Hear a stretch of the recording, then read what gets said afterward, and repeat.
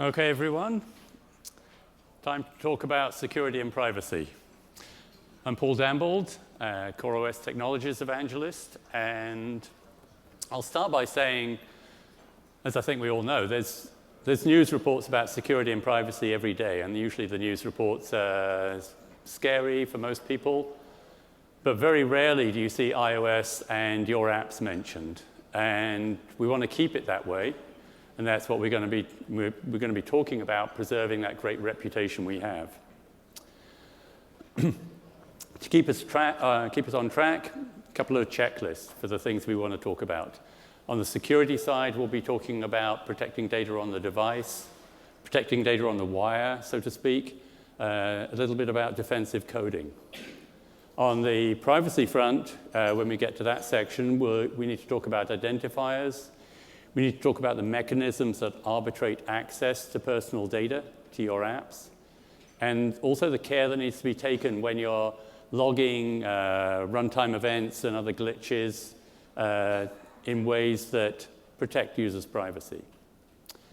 I want to start, though, by saying a few sort of high-level things. One is that on the security side, we always have to remember that security for mobile devices is somewhat different than, say, desktops. You know, mobile devices, they're always on, they move from network to network, and they're more easily lost or stolen, and they're typically loaded with a lot of personal data and often business data.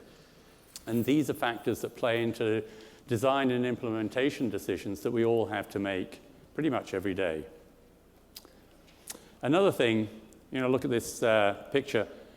You know, do these kids look like security experts? Well, actually today, you know, maybe they are, but it's also fair to say that, you know, most of the people who are using your apps aren't particularly security-minded.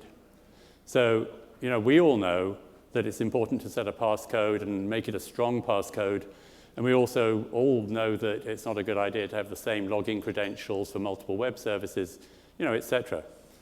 And it's fine, of course, to ask for a name and password, but generally it's futile to, you know, present users with any kind of security alerts. Because human nature being what it is, a lot of people will just try to find the quickest way, not necessarily the most secure way, to dismiss an alert.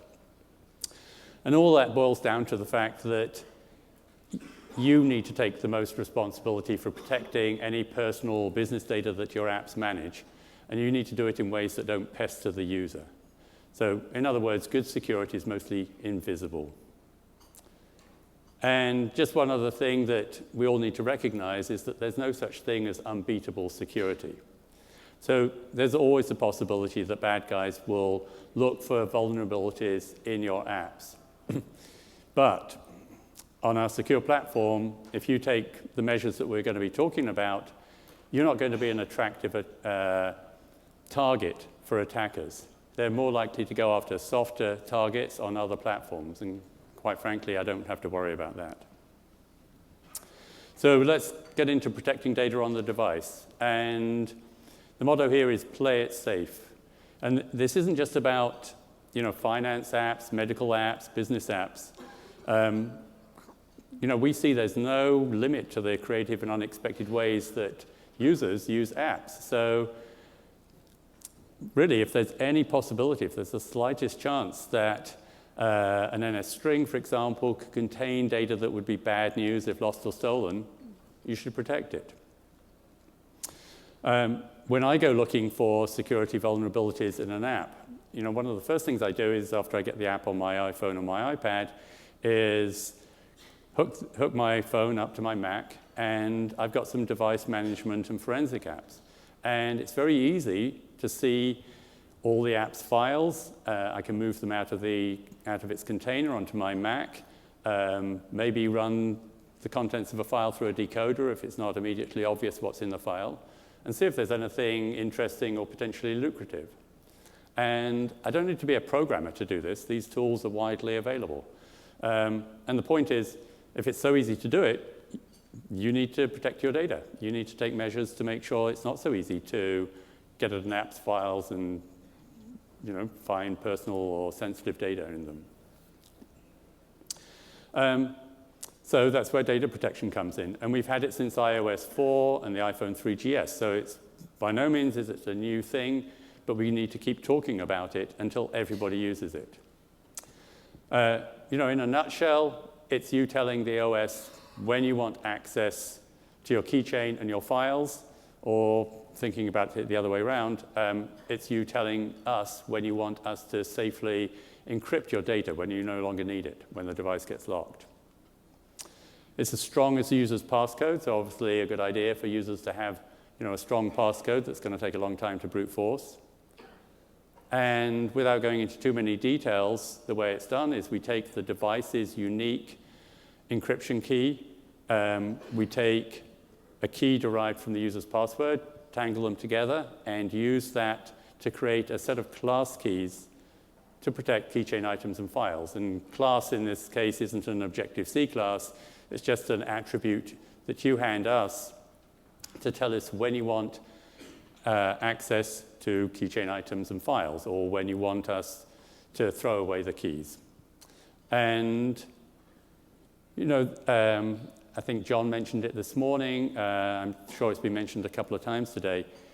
Obviously, when a device is unlocked, you need access to your keychain and files, but you may need access when the device is locked. And you can also do that with a level of protection. And it's important to understand how to do that, especially if you use the new background execution modes in iOS 7. So we'll get into that in a few minutes. And for you, the best thing about data protection is that it's a no-brainer. It's just about adding a little extra information to API calls like this. So it's a very lightweight task. Listed here on this slide, the protection classes for the keychain, for the file manager and core data, for NS data. And we also have protection classes for SQLite, only I couldn't fit them in on this slide. It boils down to this. Try to use the strongest protection class whenever you can. And that means that anything with that strong protection class is going to be safely encrypted within about 10 seconds of the device being locked. But you can also choose an intermediate protection class when you need access to data when the device is locked. So for example, if you can see here, the second item for the file manager is complete unless open. What that means is the device has to be unlocked to create the file, but subsequently, when the device is locked, you can still access the file. So if, let's say you get a background notification, this protection class will let you access such a file with that protection class. And by the way, ... I hesitate to mention it, there is even a less secure protection class, and really there's no good case for using it. So always go towards the strongest protection class that's going to work for you. Now let's get into a little bit of detail about keychain access when the device is locked, because it has tripped up a few developers recently. Many of you have apps that are backed by a server, and probably you store credentials to log into that server in the keychain, and that means if you get some background time and the device is locked, the most secure protection class, accessible when unlocked, isn't going to work for those items. But you can use the intermediate protection class, which is accessible after first unlock. So it's less secure because the item is accessible until the device is powered off instead of until the next lock. But there are ways in which you can mitigate the risks. You can and you should do things like treat the items as read-only, or delete them, or render them, or replace them after some period of time. And in the case of, let's say, passwords, there are solutions to mitigate risk. You can, for example, create what we call a derived key from the user's real password. So the derived key gets the intermediate protection class. The user's real password gets the stronger protection class. Of course, your server needs to recognize the derived key, but if the derived key fell into the wrong hands, it's extremely hard to get from the derived key back to the user's original, the user's own password. So the user's safe. PBKDF2 stands for password-based key derivation function. And it's a well-used technique. We have APIs in the Common Crypto library to create a derived key from the user's password. And actually, not just from passwords. You can create derived keys from a lot of different things. Along the same lines, you don't want to compromise protection of your files just because, let's say, you want to use the new NSURL session background transfer service to download more data while the device is locked. So you can use one of the intermediate protection classes. But what you should do when the download's complete and you have this new file, check that when your app is active again, check that the newly downloaded data is OK. And if it is OK, then upgrade the protection class of the new file, or else merge the downloaded data into a protected file. On this slide, I'm just going to cover a few things that are also new in iOS 7. So we all like the fact that your contacts, your calendars, and your notes, etc., are synced via iCloud. And now in iOS 7, you can do the same thing with your keychain items. And I'll go through a few details about that on the next slide. It's useful to know that the state restoration archive is now protected when the device is locked. So you don't have to worry that if your app is in the middle of handling some sensitive data, that your state restoration archive could be a weak link. Also, just so you know, newly installed apps are now protected. That is, the documents, library, and temp directories get the strongest protection class when you install apps on iOS 7. But if you've got apps that were on an iOS 6 device and you upgrade from iOS 6 to iOS 7, those apps maintain whatever protection settings they already had. And one other thing you may have noticed in the project's capability editor, there's now a switch for data protection. So if you turn that on, you get by default the strongest protection class. That is for all your file operations, etc. If the switch isn't on, you get the default for the OS that the app's running on. And that may not be what you want, because default protection for files, etc., wasn't the same in iOS 6 as it is in iOS 7.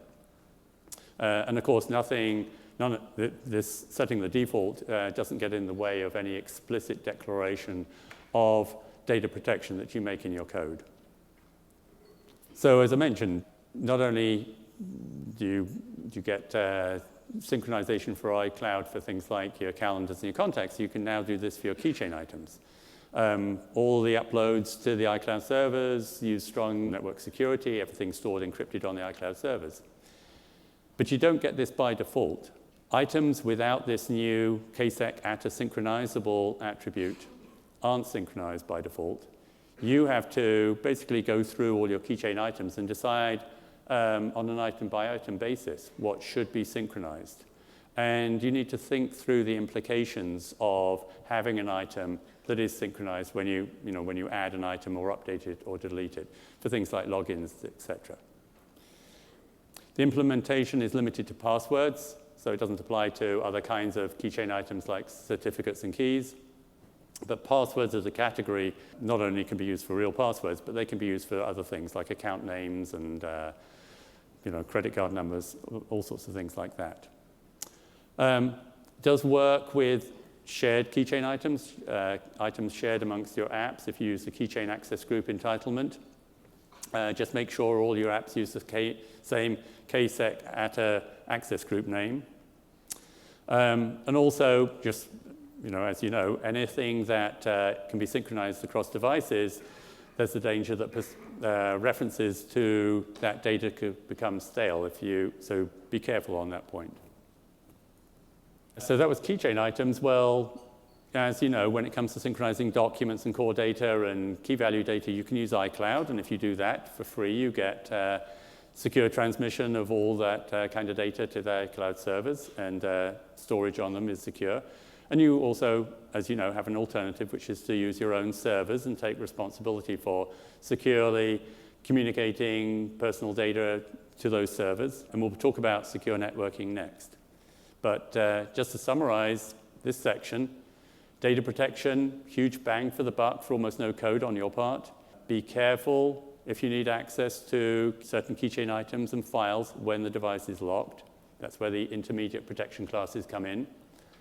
And also remember that if your app manages personal data, that's all well and good, but it's not necessarily the whole security picture for you. If you have a server, for example, you need to think about protecting that personal data everywhere that data can be. So not just on the device, but also everywhere else it can go. Secure transport. So it's near the bottom of the iOS network stack. Most of you probably won't be coding directly to the secure transport APIs, and more likely you'll use NSURL connection or NSURL session. But it's down in secure transport where the secure networking protocols are implemented. Before I get into these slides, of course, there's no way to do justice to secure networking in a few slides. So I'm just going to cover a few basics and then talk about a couple of things which you may want to get involved with. We were looking at how easy it is to get at an app's files, and it's kind of the same thing for networking. Here's a screenshot from Charles Proxy. It lets you set up your Mac as a man-in-the-middle proxy to view HTTP and HTTPS traffic. When I took this screenshot, I was playing with my banking app on my iPhone. And fortunately, everything you can see here is gobbledygook, and that's the way it should be. And the point I want to make here is that you should be using these tools, packet sniffers, protocol analyzers, etc., to make sure everything that you send from your apps and receive from your servers, etc., is indecipherable to anybody who's sniffing at the packets on the network.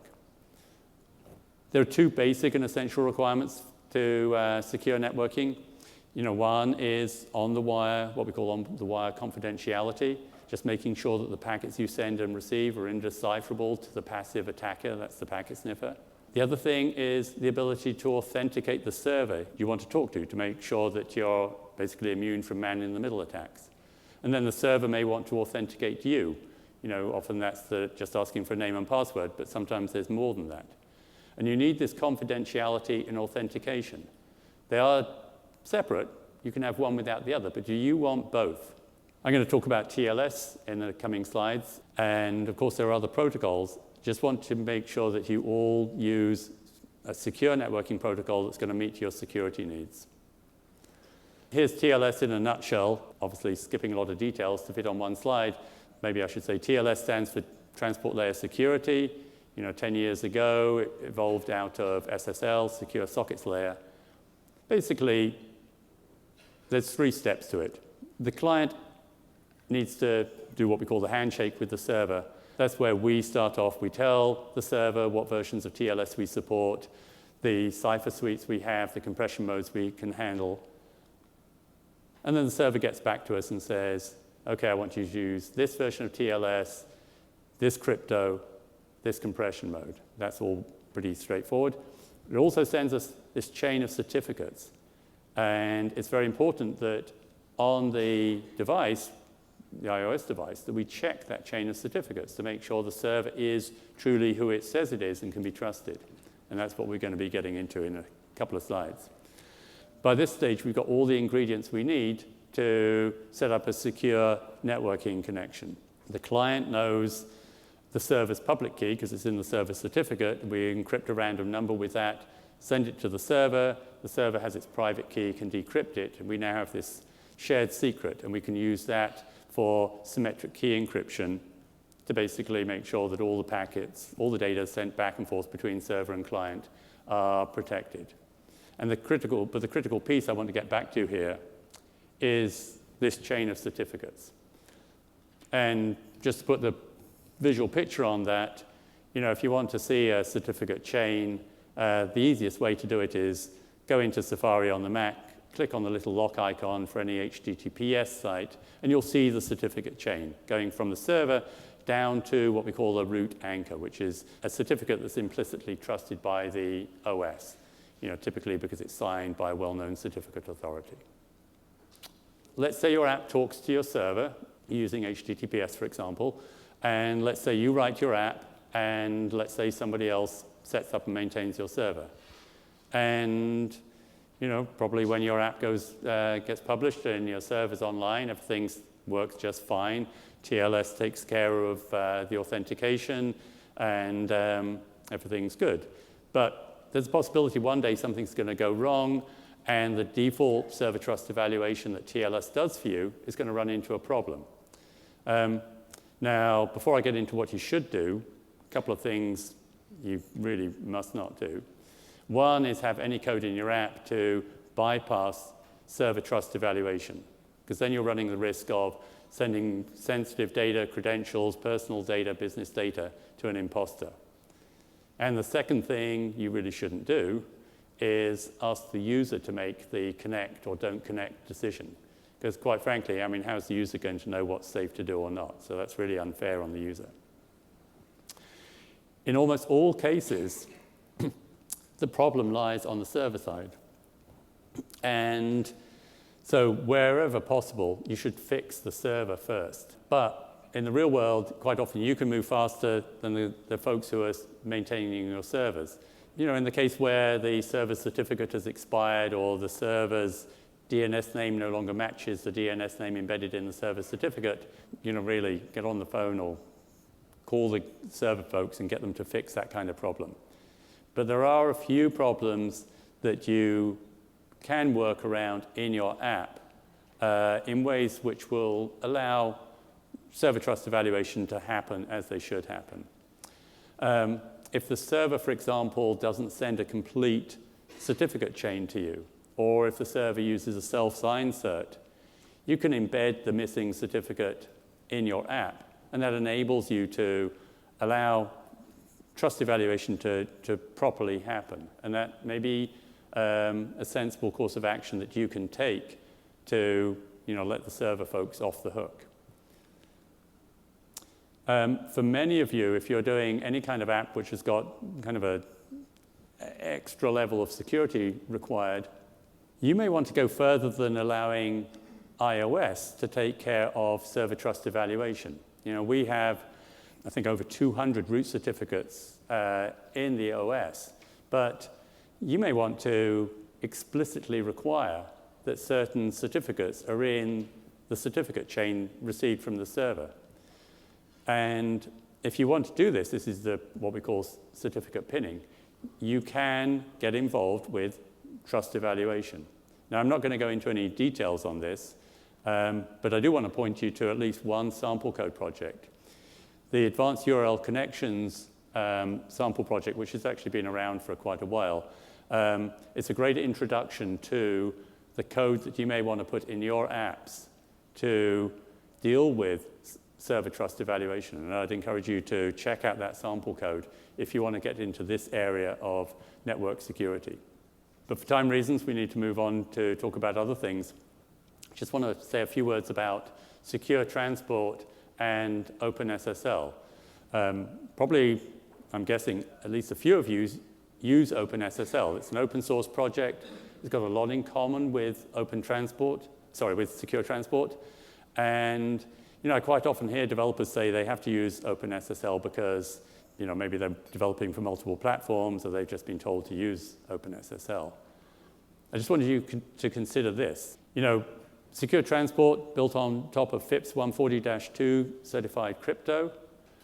It's hardware accelerated and it's highly optimized for our devices. And of course, if you use our code, you basically get for free all the improvements we make from one OS release to the next without changing a line of code or revving your apps. Using OpenSSL, you're building a lot more code into your apps, you're revving your app every time you want to integrate a new distribution, and you're probably spending a lot more time on network security than maybe you'd like to, you know, maybe you want to do other things with that time.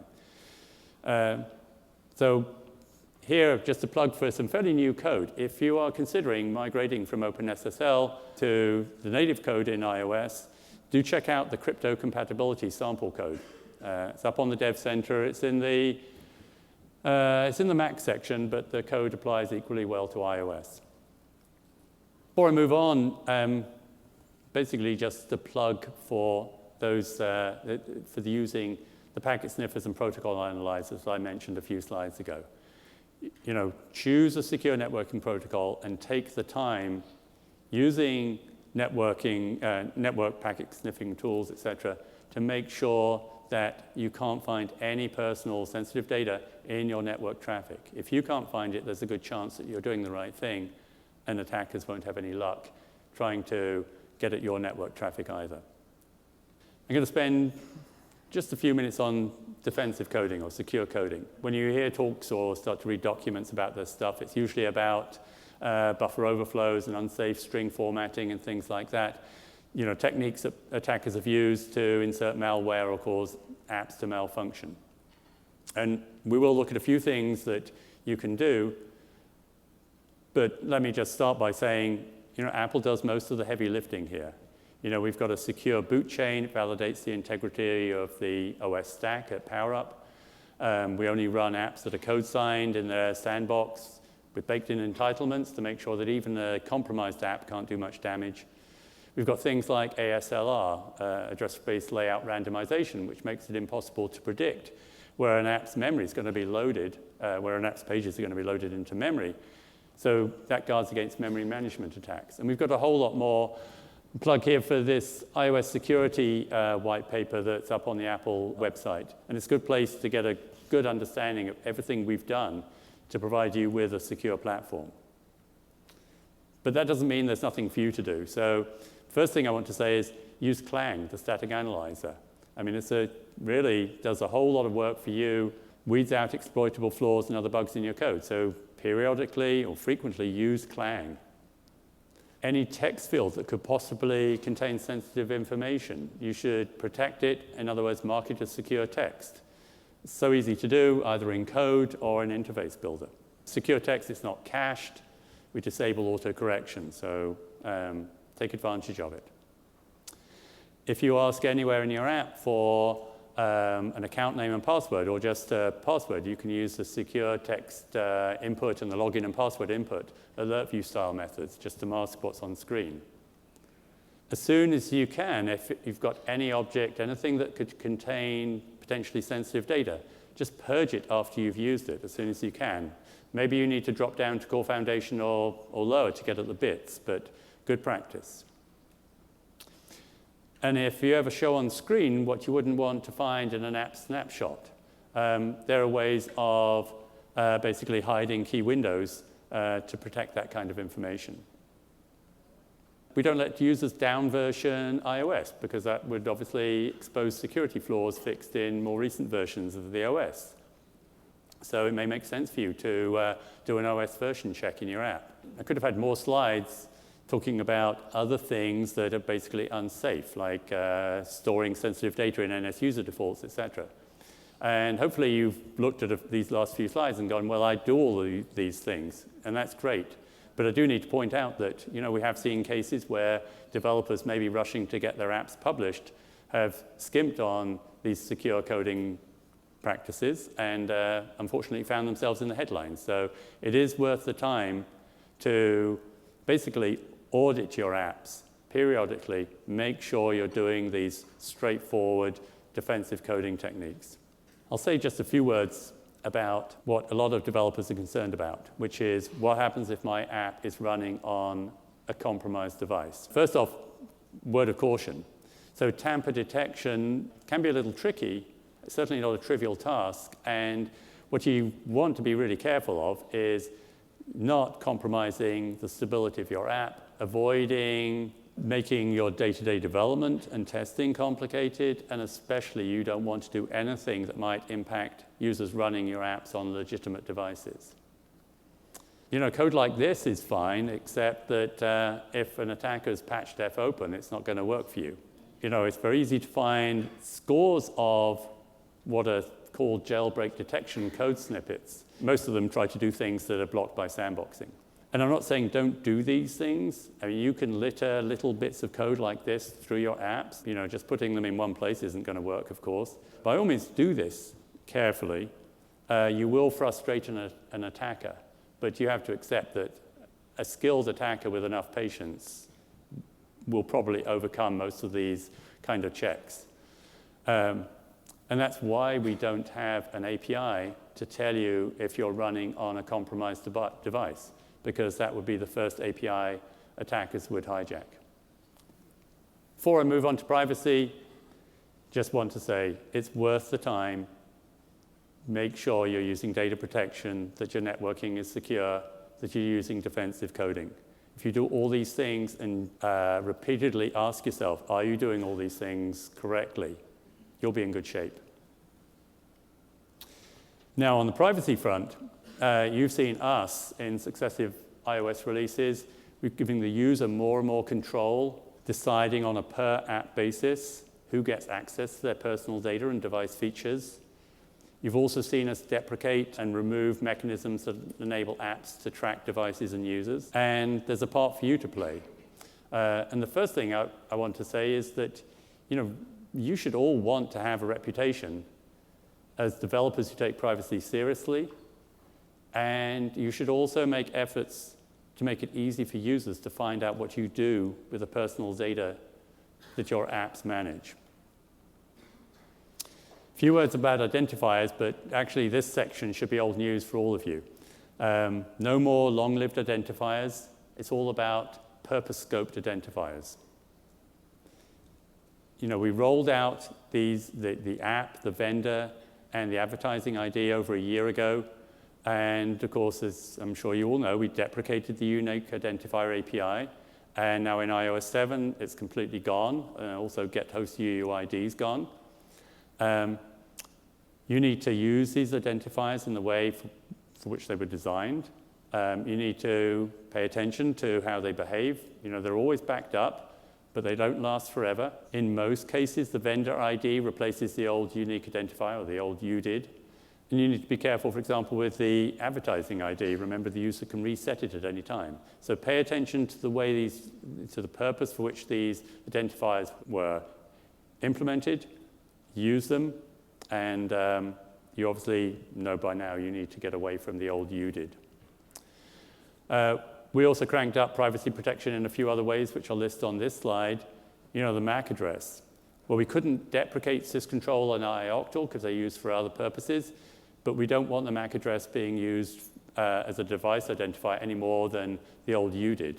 Anyway, using the MAC address like that was always a bad idea because it's so easy to spoof a device's MAC address on a network. Push tokens, you should know they're now scoped to the app, and I'll mention it was always a bad idea to cache a push token. You always need to use the value you get back from. Did register for remote notifications with device token. And just one more thing on this list, also to note, is named pasteboards are now scoped to your team ID. So you can now share custom pasteboard content among your apps, but no further. System pasteboard stays the same as it always has been. So the UDID is gone, but I know there's some developers tempted to find other ways to identify and track devices, what we call digital fingerprinting. But as far as we're concerned, it's also a no-no. Fingerprinting is sometimes used for things like targeted advertising or some kind of fraud detection and other purposes. And it can be done even without collecting personal data. But the problem with it is lack of transparency. We really want users to be in control of what their apps do on their devices. So we've been beating the drum on identifiers for a while now. I'm going to move on, but I'd say that pretty much every app is now using the new identifiers. But if you've still got questions or concerns, of course, we're more than happy to hear from you. On the consent and transparency front, this is where, as I mentioned, we're giving the user more and more control.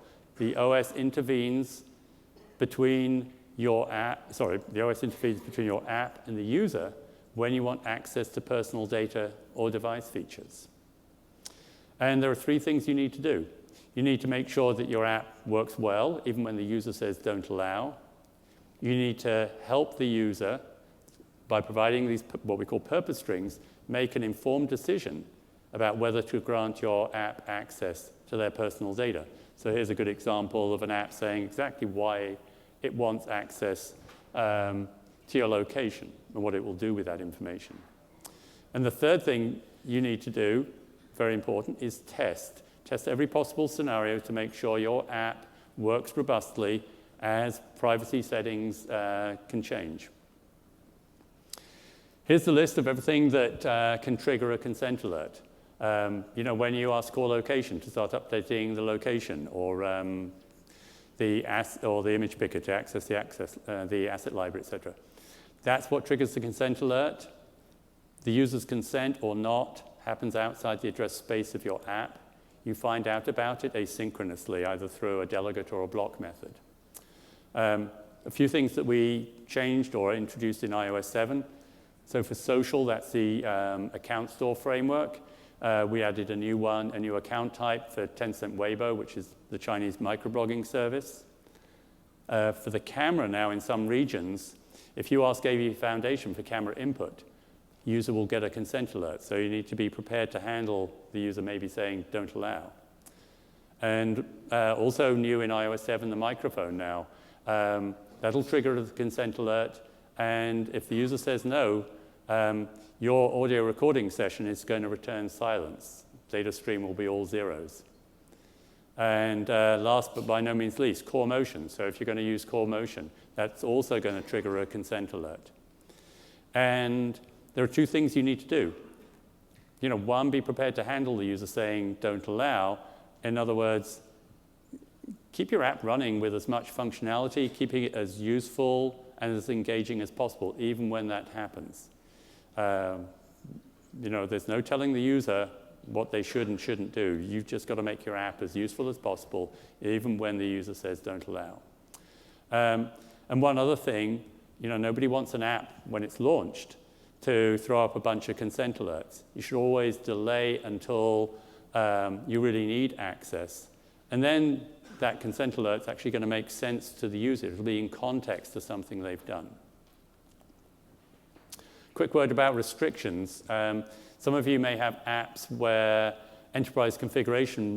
apps running on devices where enterprise configuration profiles are installed, or running your apps on devices where restrictions have been set manually. So whatever you do, don't tell the user to change their privacy settings, because maybe the user can't. You've just got to keep your app running with as much functionality as possible. I mentioned the purpose strings. This is where you help the user decide whether it makes sense to grant your app access. And very easy to do. In Xcode, go into your app's info plist, look for things like the location usage description entry or the photo library usage description. Put in the reason why you want access, provide localizations, of course, help the user make an informed decision about granting your app access to some kind of personal data. Testing, obviously important. Just make sure the right things happen.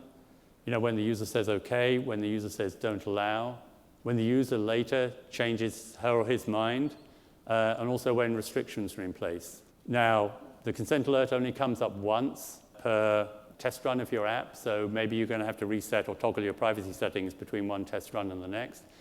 And you have to do this kind of testing on the device. You can't use the simulator for this. And if you want to see how to handle consent alerts, fairly new sample code, privacy prompts. So encourage you to download that and make sure your code leverages that sample code. So that's data isolation and data collection. That's the last thing I want to talk about. And I'm going to keep this fairly brief because we went into a lot of detail actually in the last two WWDC privacy sessions. Logging usage patterns and crashes and other events of interest obviously is helpful to you.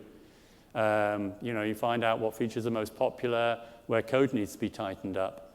But you need to do it in ways that protect privacy of the user. And the way to think about it is the data you log, if that did fall into the wrong hands, could you explain to the user why you were collecting that data in the way the information you were collecting in a way that the user would understand and agree to. The bottom line is whether you're logging this kind of runtime activity on the device or collecting stats on your servers, you need to do it in ways that ideally eliminate any kind of sensitive information. And somewhat related to this, I'm sure you all know, you should have a privacy policy statement explaining the data you collect, what you do with that data, and whether or not you share it with any third parties. And there's a link in iTunes Connect, as you can see here. Provide that link, and then that link's available to anybody running any App Store client on any of our products. One last thing. I'm sure you all read the App Store review guidelines every week. There's an important section for privacy, and want to draw your attention. App Review added this last clause fairly recently, so pay attention to that if any of your apps are designed to be used by children. So we've run through this checklist. Hopefully, as I've been talking through these topics, you've said, yes, I do this, this, this, and this, all the right things. And if you do that, I'm happy. Congratulations and thank you. If you don't do all those things, then you've got some homework. But hopefully, you're on the right track for all these security and privacy best practices. Here's my contact info. Always happy to hear from you. And definitely, the Apple Developer Forums is a great place to see what other developers are talking about with these topics. The CoreOS section is a great place to go and contribute and to discuss various security and privacy topics. So thanks very much, and I'm going to finish here. We'll take a short break, and then last session of the day, it's going to be a great one. That's the hidden gems for iOS development. So thanks very much.